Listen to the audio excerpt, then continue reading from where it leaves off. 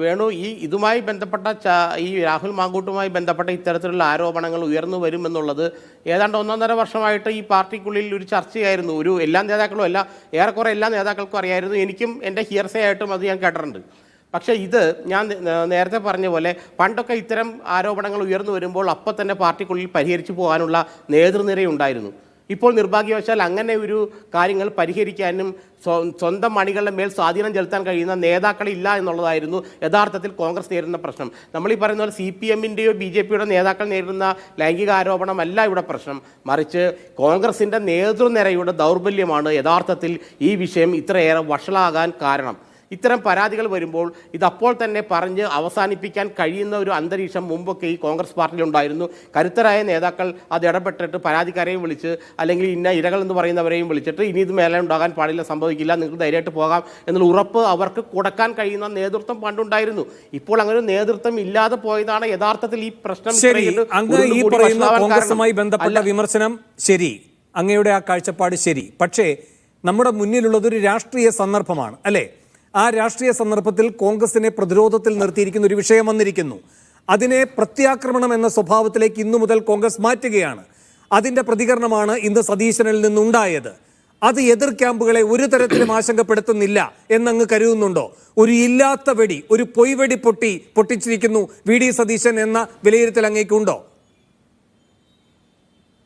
അല്ല വേണു, ഈ എതിർ ക്യാമ്പുകളെ ആശങ്കപ്പെടുത്തിയാലും ഇല്ലെങ്കിലും കോൺഗ്രസ്സിന് അതുകൊണ്ടുണ്ടാകുന്ന രാഷ്ട്രീയ നേട്ടം എന്താണ്? വരുന്ന തെരഞ്ഞെടുപ്പിൽ ഭരണം പിടിക്കുക എന്നുള്ളതല്ലേ UDF-ൻ്റെയും കോൺഗ്രസിൻ്റെയും പ്രഖ്യാപിതവും പ്രധാനമായ ലക്ഷ്യം. ആ ലക്ഷ്യത്തിലേക്ക് അടുക്കാൻ ഇത്തരം സമീപനങ്ങൾ സഹായകമാകുമോ? അതാണ് പരിശോധിക്കപ്പെടേണ്ടത്. വിശാലമായ അർത്ഥത്തിലാണ് എല്ലാം ചർച്ച ചെയ്യുന്നത്. അത് ഞാൻ ചുരുക്കി കാണുന്നില്ല ശ്രീകുമാർ. പക്ഷേ എൻ്റെ നേരിട്ടുള്ള ചോദ്യം, ഈ ദിവസത്തിൽ സതീശൻ പറഞ്ഞതിനോട് എങ്ങനെയാണ് MV ഗോവിന്ദൻ പ്രതികരിച്ചിരിക്കുന്നത്, എങ്ങനെ BJP പ്രതികരിച്ചിരിക്കുന്നത് കണ്ടല്ലോ. അവരാരും പറഞ്ഞത് കോൺഗ്രസിൽ ഇത്തരം പ്രശ്നങ്ങൾ പരിഹരിക്കാനുള്ള നേതൃഗുണമില്ലായ്മയെ പറ്റിയല്ല.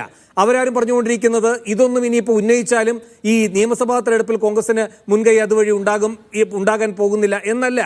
അവരൊരു അടിയന്തര സാഹചര്യത്തെ കാണുന്നു, അതിനോടുള്ള അടിയന്തരമായവരുടെ പ്രതികരണവും വന്നിരിക്കുന്നു. അത് സംബന്ധിച്ച് അങ്ങയുടെ ഈ മണിക്കൂറുകളിലെ വിലയിരുത്തലാണ് ഞാൻ ആവർത്തിച്ച് അങ്ങയോട് ചോദിക്കുന്നത്.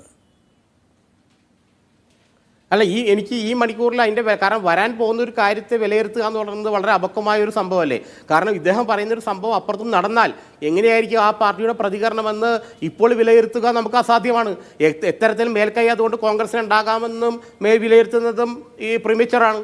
ചില സൂചനകൾ അദ്ദേഹം നൽകുന്നുണ്ട്. ഒന്നാമതായി പറയുന്നത് ഈ CPM-മായി ബന്ധപ്പെട്ട് അത് അടുത്ത തെരഞ്ഞെടുപ്പിൻ്റെ അത്രയും സാവകാശത്തിലേക്ക് പോകില്ല, അതൊരു നീണ്ട സമയമാണല്ലോ എന്നുകൂടെ പറയുന്നുണ്ട്. ഏതാണ്ട് 8-9 മാസമുണ്ട്.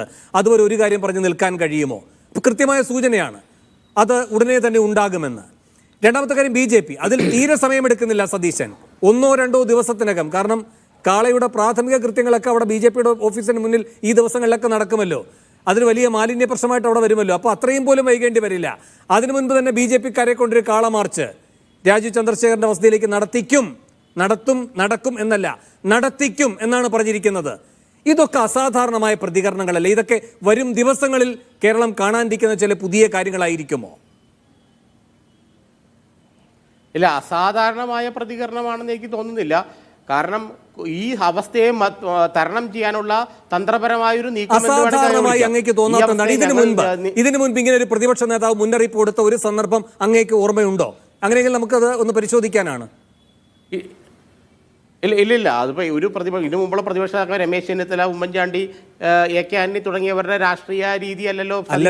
ഏത് പക്ഷത്തെ പ്രതിപക്ഷമായാലും ശ്രീകുമാർ മനയിൽ ഏത് പക്ഷത്തെ പ്രതിപക്ഷമായാലും ഒരു പ്രതിപക്ഷ നേതാവ് വന്ന് ഇങ്ങനെ പറയുന്ന ഒരു സന്ദർഭം അങ്ങയുടെ ഓർമ്മയിലുണ്ടോ? അതുകൊണ്ടല്ലേ നാം ഇതിനെ അസാധാരണമെന്ന് കരുതുന്നത്.